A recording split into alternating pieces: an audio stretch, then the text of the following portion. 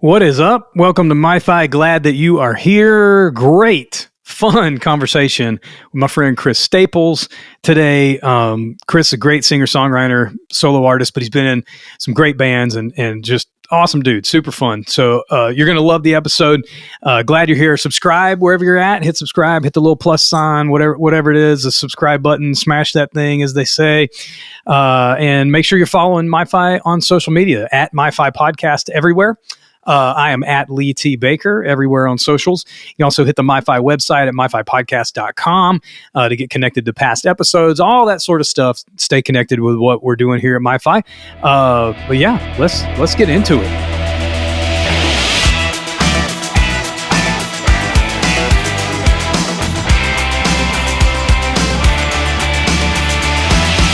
All right, we are here. And got Chris Staples on the show today. We had a great conversation. He's based out of Virginia, but he's from Florida. We have a lot of mutual friends. We talk about that in the episode. And let's talk about a lot of cool music, a lot of cool artists. I told him we may have set a record for the number of like different bands and artists and stuff we talked about in the show. And so all those are in the show notes, as well as links to all of Chris's stuff and all that sort of stuff, his music, his website. You can pre-order vinyl for his new record, Souvenir, that's coming out on May 26th. It's his first solo record, first record period since 2019's Holy Moly. He was on Barsuk then. He's independent now. He's doing 2 months of touring this summer in the U.S. and then going to Europe in the fall. Going to hopefully do some West Coast dates when he gets back from Europe, maybe. And but ChrisStaplesMusic.com is his website. He's got a Patreon as well. That's patreon.com/Chris Staples Music. And he's at Chris Staples Music on all the socials. So make sure you keep up with him, and I'll mention all that again as well. And it's all in the show notes. But it got me thinking, because Chris was in a band called 238, late 90s, early 00s. Great. The way he described it was kind of emo, indie rock stuff, and really riffy, cool band. And a lot of people I know were influenced and inspired by 238. My friend Ben May was in 238 as well. And they were a great band. It got me thinking, though, because Chris, has been solo for so long. He's released like 4 or 5 solo albums. He did 3 or 4 of them on Barsuk, and now he's got this independent record coming out. Got me thinking about frontmen and frontwomen of bands that went solo. And so I made a list of a few of my favorites, frontmen to go solo. And I'll mention a few and talk about record of the week, and then we'll jump into the conversation. So my first one was Gwen Stefani. And I don't know if that surprises you or not, but her solo records are fantastic. She did stuff with Timbaland. She did stuff with Pharrell. She has great producers, great songs behind her. And I loved No Doubt. No Doubt was a great band. They had great records. But Gwen Stefani solo stuff, fantastic. Just thought it was awesome. And in an era where pop music was pretty predictable, I feel like she was dropping some pretty different stuff. And this list is pretty wide ranging, I like to think. Next, I thought about Ozzy Osbourne. Ozzy obviously was the frontman for Black Sabbath. They did some great stuff, no doubt. Inspired the entire genre of heavy metal to a large degree, I should say. But then Ozzy dropped a bunch of solo stuff in the 80s. It was life-changing. Bark at the Moon and Diary of a Madman. No More Tears was probably because that was around the time that I started playing guitar when No More Tears came out. Zakk Wylde, who replaced the great Randy Rhoads in Ozzy's band, was playing guitar for him. Mike Inez played bass on that record, who later would become part of Alice in Chains. He just had an all-star cast of players on that record. And Ozzy continues to release great solo stuff. He had a #1 rock album in 2022 with Patient Number 9. Was it 2022 or 2023? Anyway, Patient Number 9 is his latest record, and it's great. Next on the list was Sting. Sting was the frontman for The Police, who I love. Synchronicity is an amazing record, but my favorite Police record is Ghost in the Machine. It's actually in my top 10 albums of all time. I did a bonus episode on that last year. You can go back and listen to. I talk a lot more about that Ghost in the Machine record. Sting's solo stuff, he always had fantastic players. It was always kind of hard to define genre-wise. whether it was Brand New Day and it had like world music and kind of Indian music influences on that record, or, you know, pop stuff like 10 Summoner's Tales, great album with some great songs, great players on it. I think Sting's solo career has just been fantastic. I mean, the Police, when you're in bands like the Police or Black Sabbath, or No Doubt, like it's hard to top. But when your solo career can hold up next to that kind of catalog, it's really amazing. And Sting's done that well. Beyonce, obviously in Destiny's Child, did some great stuff, but solo, unbelievable. I just was thinking about a blog. I read it like a month ago, maybe, and I may have the number wrong, but she has the most Grammys of any individual in history. And I think it's like 34 or 36, 30 something, but she has the most Grammys of any artist in history. She's obviously had an illustrious solo career. Renaissance, her last album, was awesome. It won a ton of Grammys at this recent Grammy Award show in February, I think it was. And she's obviously just killing it. She's on top of her game and did great things with Destiny's Child, but went on to and is still in the middle of an incredible solo career. Next on the list, Justin Timberlake, NSYNC, had a lot of success there, great records, but Justin kind of came out of that band as like just an all around talented guy, like funny, actor, singer, songwriter, producer. I follow this Instagram account and where producers and songwriters talk about how they make things, you know, just the process of creating in the studio and all that sort of stuff. And Justin Timberlake's on this account all the time with Timbaland and Pharrell and all these great producers that he's worked with in the past and continues to work with. I think he's working on something right now, actually. And he's just super talented guy, funny, approachable, seems like a great dude, and just continues to release music that's unbelievable. The Future Sex Love Sounds album, I think is what it was called, with Sexy Back and all that stuff on it. And then even just crazy amounts of hit singles. Paul McCartney, obviously, Beatles, great solo career, even after Wings, which is another great band that he fronted, and then still has had a great solo career. He had a record come out a few years ago called New, and the title track was in the Cloudy with a Chance of Meatballs 2 movie, which I know sounds random, but I got kids, you know what I'm saying? And that title track is awesome. It's a favorite tune of mine, and the artwork for that record is really great. But obviously, Paul McCartney's still making great solo music. Harry Styles, One Direction, obviously rose out of that, like Justin Timberlake rose out of NSYNC. And Harry Styles was one of my favorite albums of 2022. The Harry's House record was really, really great. Is a fantastic album. And I'm not sure who did I know Kid Harpoon worked on that record, I believe. Several great producers worked on that album, but it's phenomenal. I love the writing on that record as well. And he's just a pretty captivating performer artist. He did a weird tour. You know, he didn't like tour. He like set up in like 4 or 5 cities for like a week at a time in the States. And so I don't know. I didn't get a chance to even try to see him, but I think his solo career is really just getting started. I know he's 3 records in, but I think he's really just kicking off. And last on the list, and this will lead us into record of the week, is Brandon Flowers. Brandon Flowers, the frontman for the Killers. Saw them recently with my wife and some friends of ours, and he was just magnetic, man. He was fantastic. It was a great show. He was awesome, but he's done a couple of solo albums that have been under the radar. The second one's called The Desired Effect. It is a fantastic album. The first one, however, is our record of the week, and it is called Flamingo. I'm grabbing my vinyl copy. If you're watching on YouTube or Spotify video, I've got a copy right here. This was kind of hard to find, actually.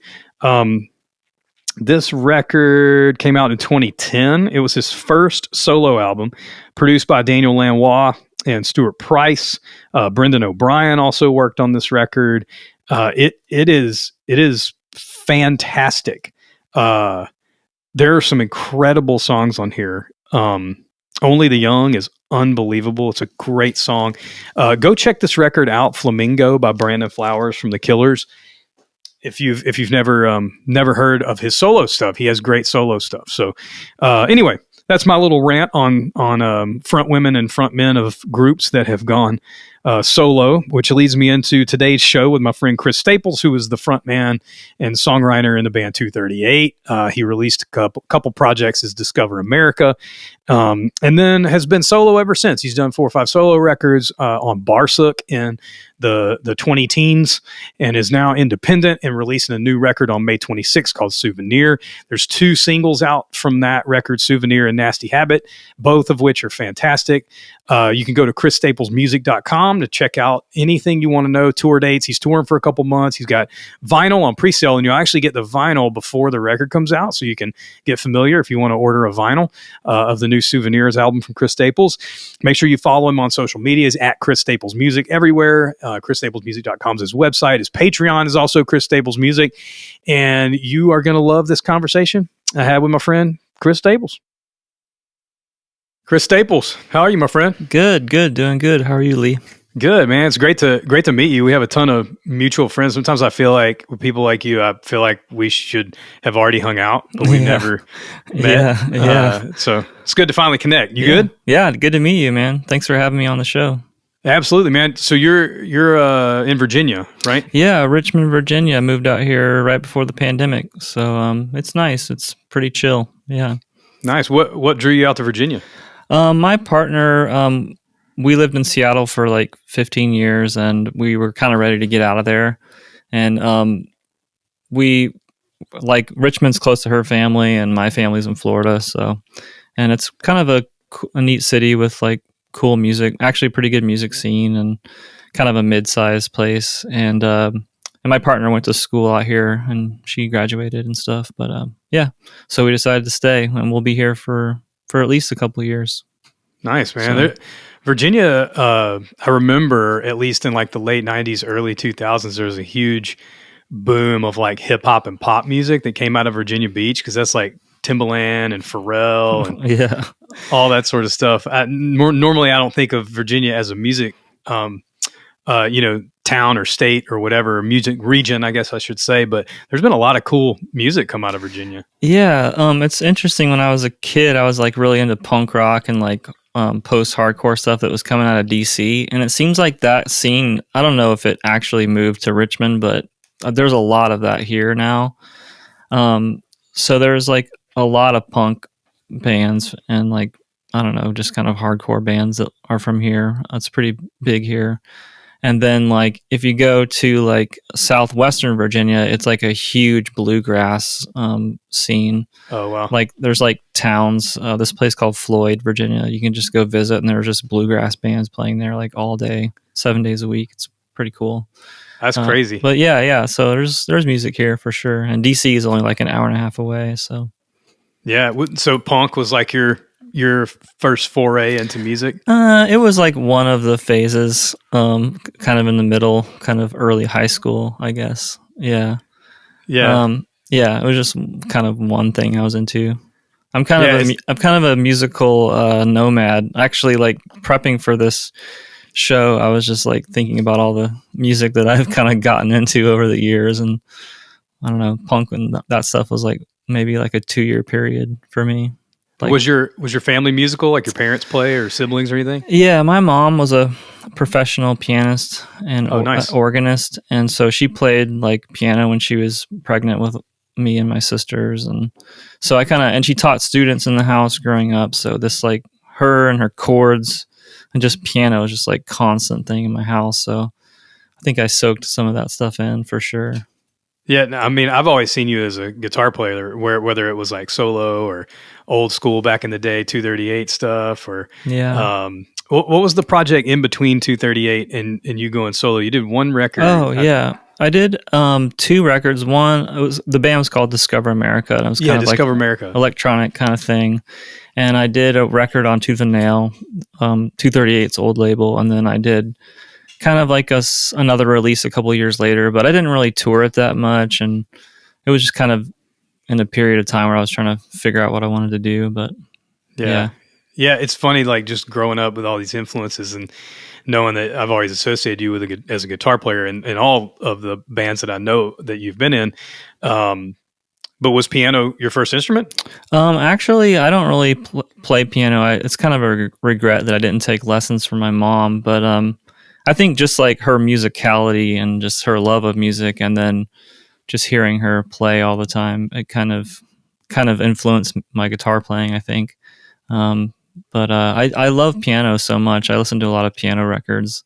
Kind of reminds me of her, and I wish I would have taken lessons, but it was one of those things where, like, it just was weird to take. I took one lesson from her, and I was just like, I don't know. It's like sometimes a parent like isn't the best like musical instructor for a person. I don't know.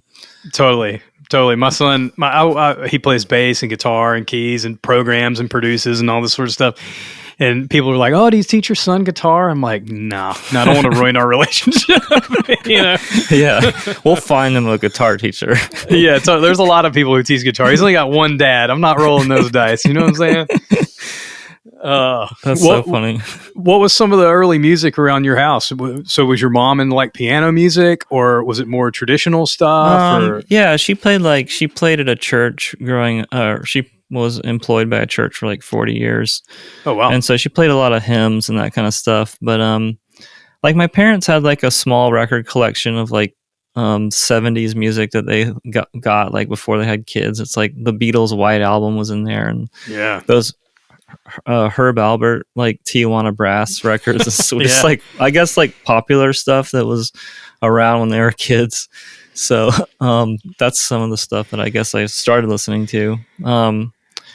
Like our church had this yard sale at one point when I was like 7 or 8, and I got a 45 record player with like a paper bag with 45s and just like random stuff. And there was this 45 of Rockin' Robin, that song, you know. Oh yeah.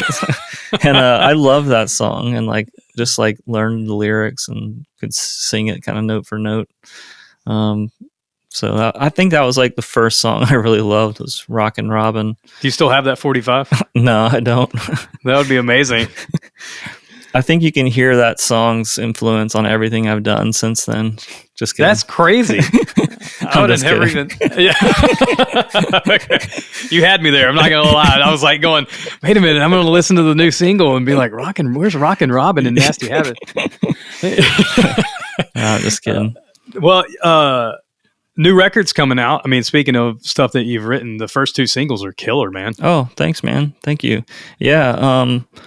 It was like I was writing a lot during the pandemic, but it was kind of hard to make a record during that. So I wrote a lot of demos and stuff during that period that are just kind of trash that I'm not really using. But kind of like later in the pandemic, like I wrote a lot of songs really fast, and I've self-produced all my records for the last like 10 years, and I finally decided like I need a producer. Like I need someone to just move this thing along. Like, so I worked with Jeremy Griffith. We grew up together in Florida. So I was down there kind of helping take care of my mom because she got really sick, and Jeremy lives like 5 minutes from my parents. So I was just going over there, and we made a record like pretty fast, and it was the right move because nice. Like having him like it was insane how fast like using a producer like that, like how fast we made a record compared to recording at home by myself. Like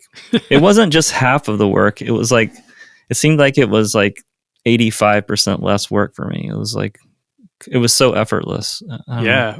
Well, I know he's awesome. I've never met Jeremy, but he's worked with a lot of guys that I know, and his stuff's always awesome. And people always talk about his workflow and just his ear for parts and production. And so I'm stoked to hear the rest of the record. Yeah, his ear for like I would lay down a guitar part and a vocal and maybe like a drum part, and he'd throw down a bass, and then he would just like cycle through. Like he has like endless ideas. Like his musical vocabulary is like huge. So like he'd be like, "How about this idea?" And he'd like make a sequence like on the synth, and it would take like 2 minutes to make the sequence, and I'd be like, and then he would like try guitar. Like he could just like spit out like 10 great ideas in about 20 minutes. It was insane. Like, so it was more like narrowing down the great ideas to the right idea kind of a thing. Exactly. Yeah. And I was it just you two? You two guys that played on the record? Yeah, just us. Yeah. And like, he was in bands when he was younger, but he's been, producing for a long time. But Mhm. I think every single morning he like spends an hour or two by himself just having fun with music in his Oh man, studio. that's smart. That's how he starts his day out. So I think that's kind of what keeps his like music muscle like fresh, as he loves doing it. And yeah. Yeah, it's funny. I know people who are like really prolific at creating music, and they hardly ever listen to music. And then I know people who are really prolific at making music, and they listen to a ton of music. They're constantly like, they can tell you the 5 records that released last Friday. That's kind of the way I am. I love digesting tons and tons of music. But I know people on both ends of the spectrum. Are you on one end of that or the other, or do you just kind of casually listen? Like, what's that like for you? Yeah, I guess I'm more of a casual listener. I mean, I find stuff that I like, and then I kind of like really, really digest it, I guess. Yeah. But my old bass player, Steve, he was a hyper like listener. Like every week when new records came out, he had them all, and like it's pretty cool. Just like he's way into jazz and folk and like rock and like I don't know, like I'm more of like an album a month person, I guess. Yeah. But I listen to music like every day, so That's nice. What are you listening to right now? What's like current stuff that is on your playlist? There's this Phil Cook album. He was in a band called Megafaun. I believe he plays like banjo and guitar and all kinds of stuff. He's from North Carolina, but he has a piano record called All These Years, and I think that came out last year. But Nice. it's a great record. And this guy, he's actually on the same label as Old Sea Brigade. His name is Bay Ledges, and that's kind of like poppy stuff. But he self produces, and his choices are really really hooky and cool. I like his records a lot. I've been listening to him, and I don't know if you heard of Madison Cunningham. Oh yeah. Yeah, Amazing. She's I've been kind of binging on her like YouTube live performances of her song. She's incredible. So Yeah, that's awesome, man.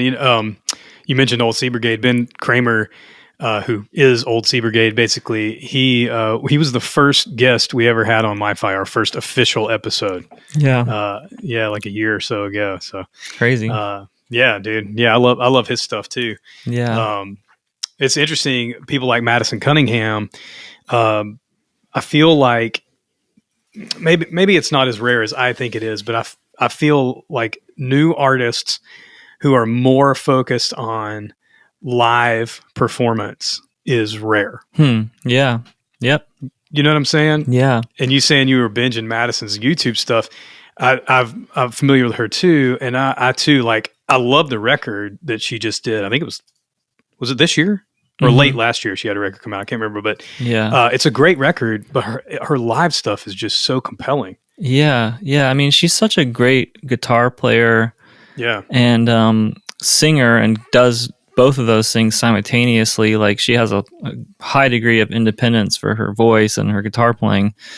It's pretty wild to watch. In fact, I just showed one of my friends her music, and it reminded me of something you said. He was like, he said it kind of reminded him of like some '90s people who were like really, really talented, like Fiona Apple or something like that. Yeah. That level of like proficiency on an instrument. So I would love to see her live. I haven't got to catch her yet, but yeah, like the people that she brings on tour with her seem like great players, and I don't know, just I love her stuff.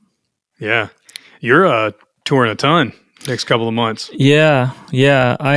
I haven't really toured that much since the pandemic started. I toured in 2021 for a couple weeks, and excuse me.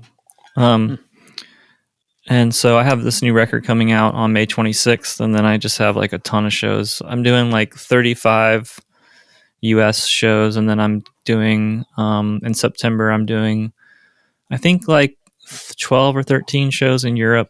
Nice. And then I still need to do some West Coast US shows that I haven't booked yet. But I'm kind of like self-managed right now, and it's like I'm kind of like pretty overwhelmed with everything that I'm trying to pull off, and I'm just trying to like be like, it's okay, just chill out, and it'll all work out. It's just music, you know. When I saw your tour schedule, I was texting you the other day because I got confused between May and June for some reason. Yeah. And I'm still going to try to make the Athens show in June because it's coming pretty close to my place. But you're doing a lot of like intimate shows. I mean, you're doing a lot of cool rooms, but also like there's some house shows mixed in there, huh? Yeah. Like, I guess when I got signed to Barsuk, the record label that I was on in 2016, I was like immediately like kind of like playing clubs and stuff, and it was like I'm like trying to play these bedroom songs basically in clubs, and it was like, I don't know, it wasn't really working that well, and like the house shows just like they're just different. Like when someone shows up at a house, like when you show up at someone's house for like a party, you're like very respectful. So you show up at a house different than you show up at like a club that has like urine all over all of it or whatever.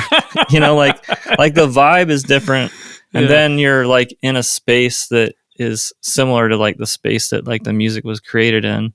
There's this really great David Byrne book called How Music Works, and I love that. It's right here in my shelf. I freaking love that book. Awesome. Like the thing I experienced playing these house shows, and like I was like, why is this working so well? And I actually read that book after I was playing house shows, and I was like, oh, because like different types of music work, and different like a stadium rock band in a living room obviously wouldn't work, but like these kind of intimate songs work well. But anyway, I love the music goes over really well in smaller spaces, and if it grows to like a larger thing at some point, I'll figure it out then. But that's kind of what I'm doing now. So, you going to tour solo the whole time, or are you taking a band out on any of these dates? Yeah, I'm doing solo. I might have a few people backing me up in Europe. I'm taking a band, an opening band with me called Handsome Ghost. They're from Boston, and I haven't asked them yet, but they might be down to play a couple songs with me. So. Yeah. That'd be sweet, man. And I noticed on your website when I was just doing some research for the show that there's a place where people can request house shows on there. Yeah. So, like most of the stuff I'm doing this summer is like ticketed house shows. People can go and buy tickets, and there are people who are hosting and letting strangers come into their house. But I sometimes get requests from people that are just like, yeah, we don't want people in our house. Can we just like pay you to come play at our house? So I'm actually doing one of those Saturday in a couple days in DC for a birthday. Nice. So yeah, those I do maybe like 4 or 5 of those a year. It's not like a big thing, but yeah. Well, if you want Chris to come play at your house, chrisstaplesmusic.com, go hit that button. Book a show, man. It's easy. Yeah, for real. That's a brilliant idea, especially like you were saying in the style of music that you write and perform. It just works in intimate settings where people are more like a listening environment almost, because you're, great singer-songwriter, where people can really hear and, listen and take in the music a little bit rather than being distracted by people, yelling. I saw David Ramirez recently at Terminal West here in Atlanta. And he was playing this super, super intimate song, and he got really quiet, and he wasn't over, and so people weren't clapping because the audience was pretty familiar with the tune. And some guy at the bar in the back was like, "No, 3 Coors Lights," and the whole place just like got uncomfortable for a second. And David didn't address it, but he just finished the tune, and at the end of it, he was like, "Did somebody get that a-hole as Coors Lights?"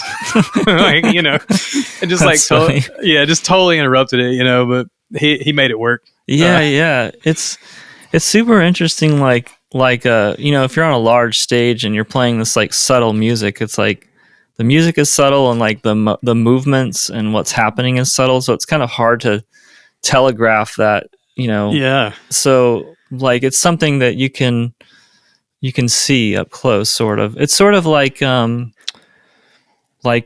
like movies where like the first movie actors were actually just stage actors, so they were very like very like animated and stuff because they're trying to play to the back of the room. But now with great lenses and cameras, like the actors' performances have become more subtle.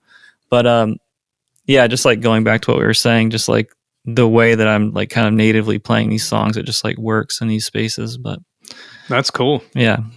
What were some people? Did you have singer songwriter influences? Because you were like 238 was a rock thing. Discover America was electronic thing, but your solo music has been way more in that singer songwriter vein.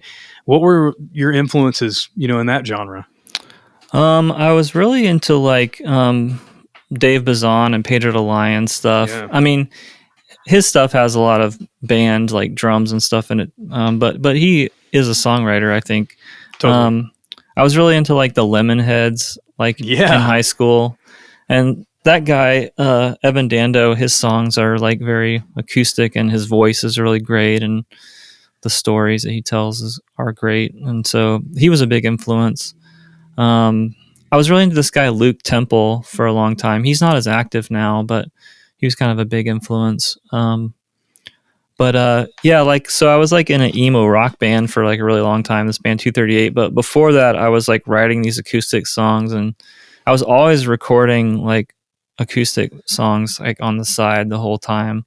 So like I didn't start releasing solo records until much later. But I was doing that since I was writing and recording those types of songs since like the late middle school or something. So were you? What was like the first record you bought with your own money? So I think it was like my 10th or 11th birthday or something like that. My dad took me to Walmart and I got like a CD player and I got 3 CDs. But I got like Tom Petty Full Moon Fever. Nice. And I just got like a Grand Funk Railroad album. I don't know why, it just looked cool. And then I got like a Beach Boys greatest hits thing. But the Full Moon Fever, like I really loved that record a lot. And like him being like Tom Petty being from Florida was kind of a big deal to me and everyone else. And his songs are like kind of about being a dork or being a loser or something. Like it was like when you're like a young boy from Florida, you're like kind of, I related to it, I guess. Yeah. Like you're not a loser, Chris. You're not a loser, dude. Well, no, I know, but I just mean like his songs are kind of like real that way, where he's like just talking about bumming out a little bit, but great. No, see, that's what I was wondering. Like, there's the singer songwriter thing. So the punk rock stuff came later, huh? Yeah. So what was some of those bands? You mentioned that a little bit earlier, that was like your phase there. Well, I was listening to like I don't know. I guess I started with like Green Day, and then I kind of got into like Descendants, and this band Hot Water Music. I used to like. I've seen them play a bunch. Just kind of like that kind of stuff. I didn't get like super into punk, but I was like, listen to some of it. And then this band 238 was kind of influenced by a lot of the kind of post-hardcore, post-punk stuff, I guess, that was coming out back then. Yeah. So, yeah. The amount of people that I run into that are, a little bit, I'm a little bit older than you, but the amount of people that I run into that are influenced by 238 is really astonishing to me. Interesting. Yeah, it's amazing. Ben May, was in 238 for a little while, who's a mutual friend of ours, and he turned me on to a ton of bands that I feel like were either peers of or were influenced by 238, like Cursive or Color Revolt. Or, bands like that remind, I put them in the same sort of group sonically as 238, and it's punk, but it's like singer-songwriter dynamic, really great alternative rock stuff too. So it's really complex. So it doesn't surprise me that you got kind of a wide range of influences there. Oh yeah. And you mentioned Color Revolt. Like I love their music so much, and like that stuff just like holds up, and I feel like people are going to always discover that music as long as you can access it online somewhere. People are always going to be finding their music, and that's cool that you brought them up. I don't know if you experienced this when you were younger, but like a lot of the music that I heard for most of my life was like kind of like other people's music, like my parents' generation's music or an earlier generation's music. Totally. But when I found like that kind of like in high school when I started listening to that like emo stuff, the first wave of emo music, it was finally like, oh, this is like my generation's. It was like a new thing that I hadn't heard before. I was really swept up in that. I guess that happens. Hopefully that happens for everyone. But it was cool to be part of like a movement of like a music subculture that was like kind of new or something. I mean, I think that happens for everybody. It happened for me in the 90s. I mean, I was in 7th grade when Nevermind came out. Yeah. And it was like grunge belonged to our, generation, like Stone Temple Pilots and Alice in Chains and Mudhoney, and like it belonged to us, and so I totally get it. Yeah, the Nirvana thing just like changed everything. That was so when Nevermind came out, that was so huge. And then that created a whole like wave of all kinds of music that came after it, There was something about Nirvana that made music accessible to like blue collar people. Mm-hmm. I was talking to a friend of mine the other day about how music just felt, there was a time, and we had both listened to this.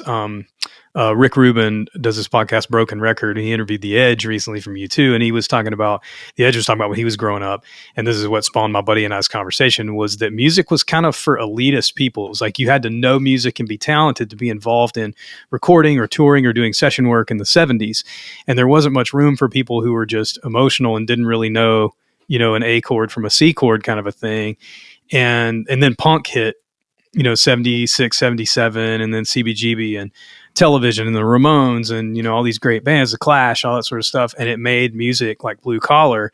And I think the same thing may have happened in the 80s, because I loved all the 80s hair metal stuff, but I was a, budding guitarist, and there was no way I could play half that stuff. It was really hard to play, and so it didn't really like, I couldn't engage. But then Nirvana came out, and I could play at least the chords, to Smells Like Teen Spirit, or, a Stone Temple Pilots song, or, Soundgarden tune or whatever. At least I could play the chords, and there was something I could participate in, which gave me hope that I could write and be creative as a musician, as an artist. And so there's something inspiring about, there's a blue collar connection, I think of it. And the same thing probably happened in the OOs, like indie, you said emo movement, but to me, I got to watch that because I have friends, that age too, and was kind of a part of it.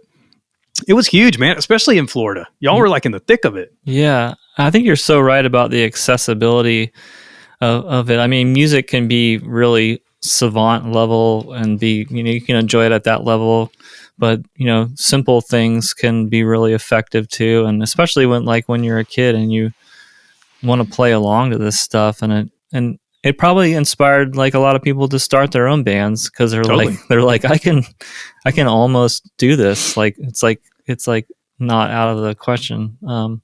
That's super cool. Yeah. Like it seemed like there was a lot of people playing in bands when I was like just getting out of high school. There was kind of a scene in our little town. I don't know if that exists as much, but like we were like putting on these shows, and like 400 people were coming. That's crazy. In like a tiny ass town. And I'm just what year was this? That was in like 97, 98.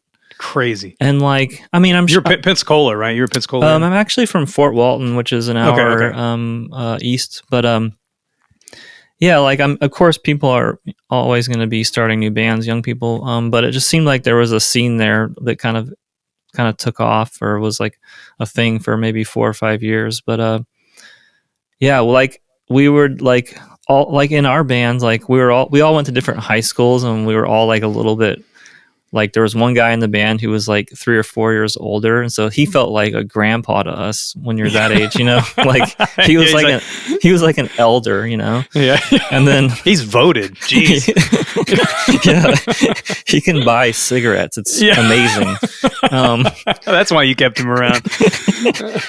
But like everyone in our band was like we all went to different churches, and we were in different high schools and stuff. So like when we played shows, we would invite like everyone from all these different like parts of town, I guess. And so it was cool. It was super fun. Yeah. There was something about Florida in that OO's thing. I mean, gosh, you would know better than me, but I feel like I remember like tons of bands in the pop punk movement and in the like indie OOs sort of thing. Like Yeah. oh gosh, who did like I'm thinking more like pop punk, but like Go Radio was from Florida. Oh yeah. I think is Circus Survive? Was Circus Survive Florida guys? I don't know if they're from Florida. Under Oath was a Florida band. They're from Tampa. Yeah. There was the Dashboard Confessional guy was in a band called the Vacant Andes that were kind of a punk band before. Really? Caraba? Yeah, I think that was like a pretty popular Florida band at the time. But yeah, like Orlando and Tampa and Miami and all that, there was a lot. Those are like highly populated areas. There was a lot of bands coming from there too. Now you got me thinking. Like, Cool Hand Luke was from Florida. Yep. Yellow Card was from Florida. It seems like there were some bands from Panama City too. Smaller, kind of regional type bands. Yep. I had a friend who was in a band called. Oh man, he's gonna kill me. I can't remember this. Don't Die Cindy was a great band from Panama City. Oh my gosh, I haven't heard that name in forever, but I do remember them. Yeah, they were great, man. They signed to a label up in the Northwest. I can't remember what label it was, but they did one record with that label. It was really great. Their bass player owned a venue in Panama City, I remember, and it was always full of people, man. Like, there's no way it was legal how many people were in that building. But that whole scene, I hope this generation somehow figures out how to have a scene, because it's so fun. Yeah. Like it seems like because it was before the internet was really a thing, it's like music happened like at places, like you go to a place and see a band, they'd have their CD and you'd hang posters up on telephone poles. It's like a very physical aspect to it. Yeah, totally. You got me thinking. I'm like wondering what the equivalent of that would be now. I have a 15-year-old, and I'm like wondering what would he and his friends do, like to promote shows, because he's a musician and his buddies are all musicians, but I haven't heard once he said, I think I want to start a band, but it's just like one conversation. Yeah. I just wonder what they would do. Yeah, it's different now, I'm sure. Yeah, I don't know. It's gotta. I'm glad I grew up when I did, I guess. Yeah. I mean, they've got it cool. I was actually at a school this morning with an organization I do some work with, and they put recording studios in middle schools and high schools. And that's awesome. The kids take classes for credit. So me and a few other producers were working this morning with a group of kids in inner city Atlanta.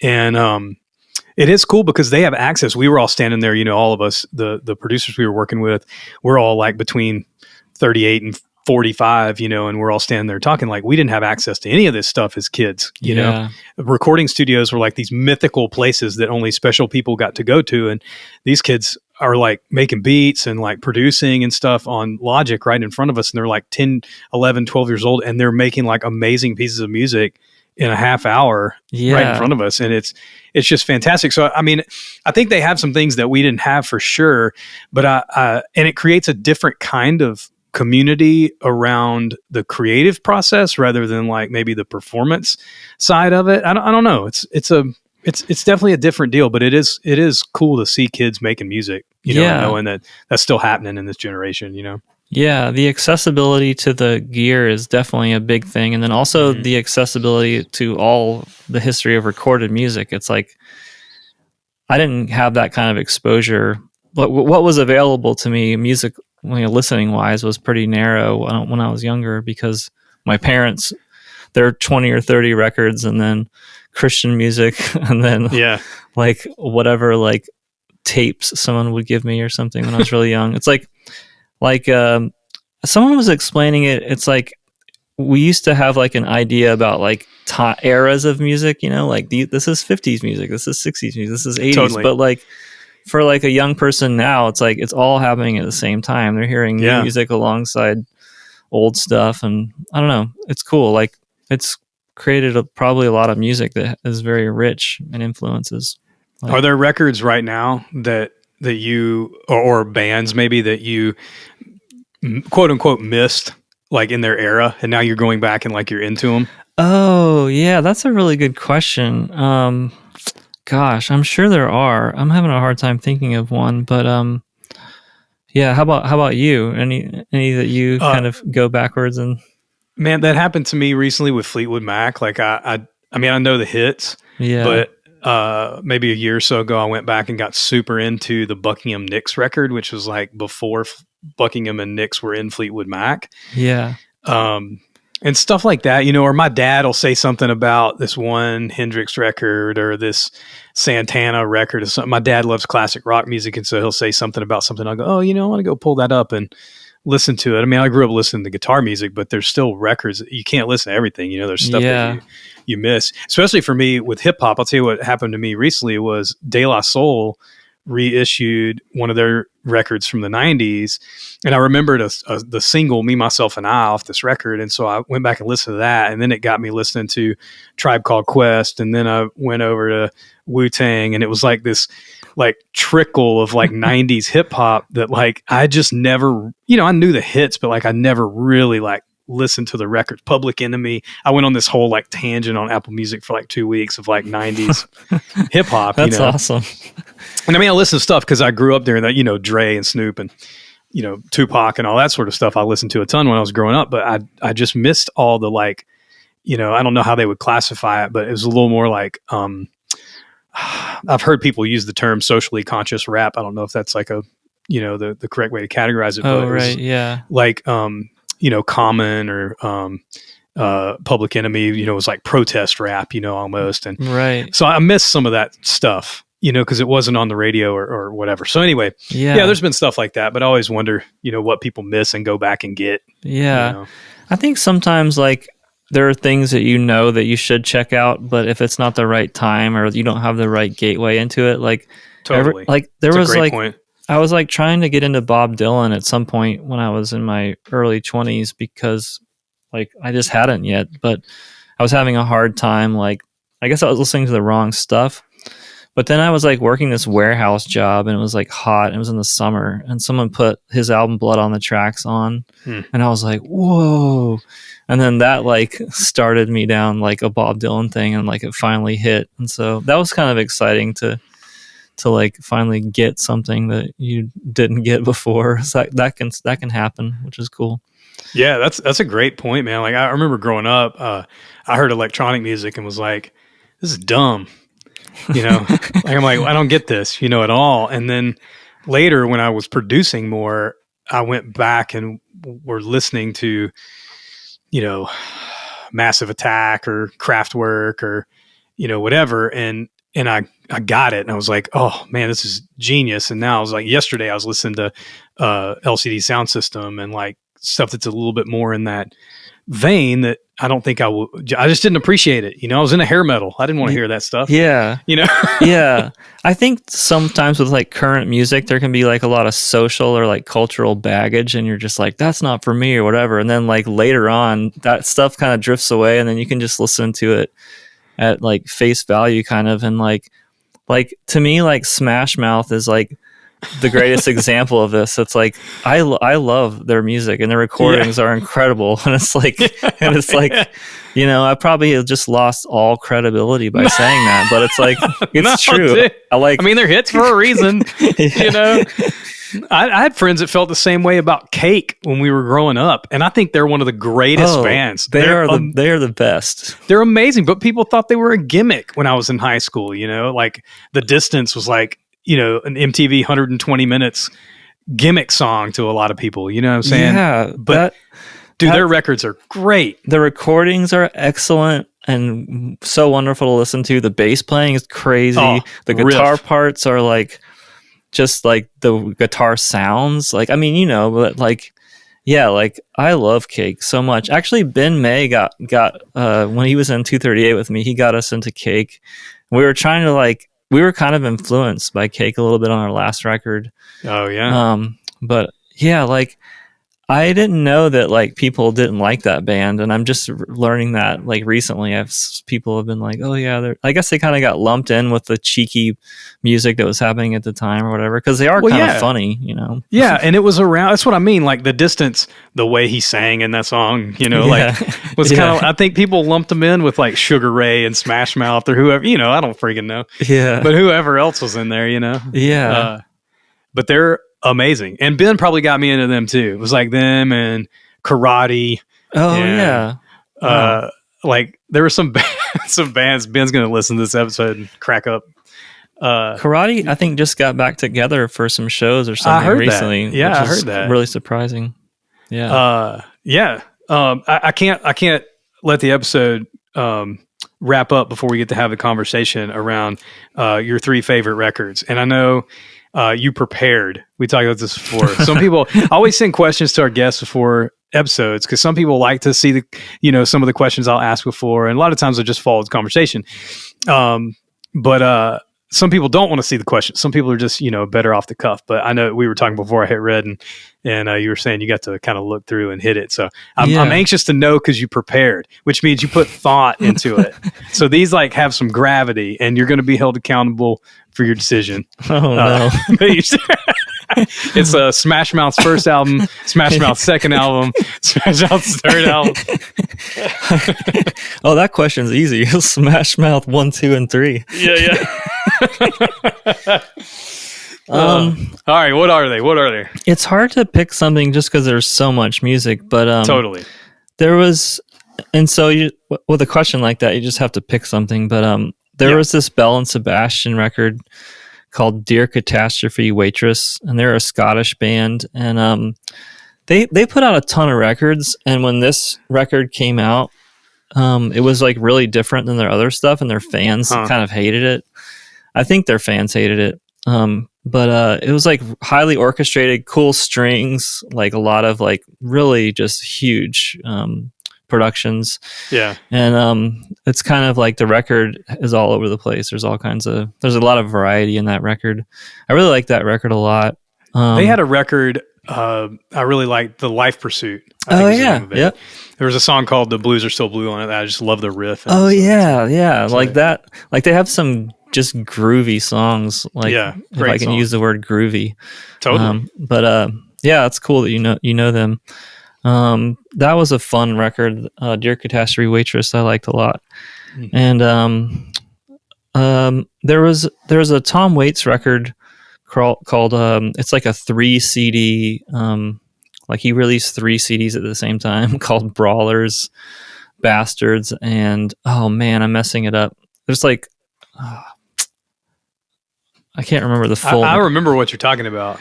Yeah, there's some kind of one of the CDs is kind of 70s ballads almost, and then some of the songs are his crazy junkyard bone crusher voice kind of thing, and then another of the CDs is kind of these kind of soundscapes with spoken word over it, and some of them are just so crazy affecting. I love that whole record, and I think it's 50 songs or something. Nice. And then I guess the last one was that Pedro the Lion Control album was a big one for me. It's got some cool tunes on it. Yeah, I love all David Bazan stuff. The Headphones record doesn't get enough love. Oh yeah, I loved that side project he did. That I think it was just the one record, but that was great. It was a little more electronic and synthy and kind of a thing, and I really dug that a lot. Yeah, but I think Frank Lenz, the Starflyer 59 drummer, I think played on some of that headphone stuff, and he's really, really great. That makes total sense. I love that headphone stuff, and I think Pedro fans maybe were a little mixed on it, but I dig that Headphones records a lot. Yeah. Yeah. Man, I'm looking forward to your new record, May 26th, huh? Yeah. Yep. May 26th. Yep. Well, I know there's the 2 singles are already out. Nasty Habits was the second single. What was the first one? I wrote it down. Souvenir was the first one. Yeah. Yeah. Title track. Yep. You going to do vinyl?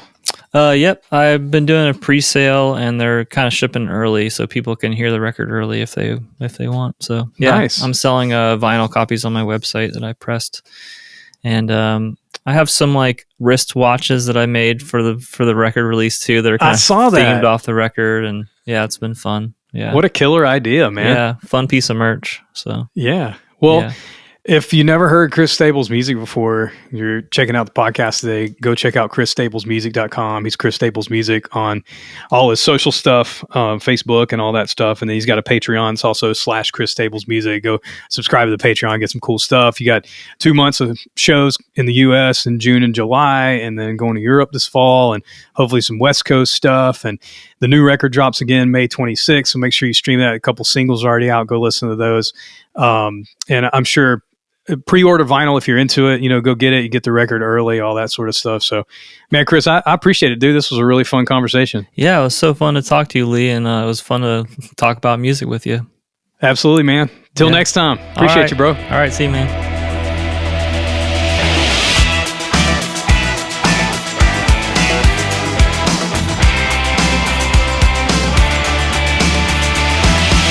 Awesome. Man, it was fun. Fun getting to know Chris Staples and finally connecting. You know those people who you never really hung out with, but you have mutual friends, and so you kind of feel like you know them, even though you've really never even talked to them in your life. I don't know if that's just me, but Chris, one of those guys, I've respected as a songwriter, musician. Everyone does. Everyone who knows Chris looks up to him, admires his art and him as a person. Great conversation with Chris. Hope you enjoyed that. Make sure you're following him on the socials. At Chris Staples Music everywhere. Check out chrisstaplesmusic.com for all those tour dates we talked about. A couple months here in the States. He's going to go to Europe for a little while in the fall. Hopefully hit some West Coast stuff after that. And you can also pre-order Souvenir, which is the new record. It comes out on May 26th. You can pre-order it on vinyl. You stream it on May 26th, but you get the vinyl early.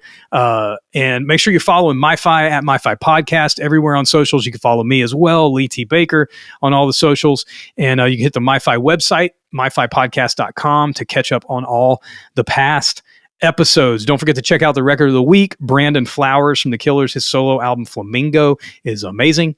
And enjoy it, listen to it, thank me later. And until next time, have a good one.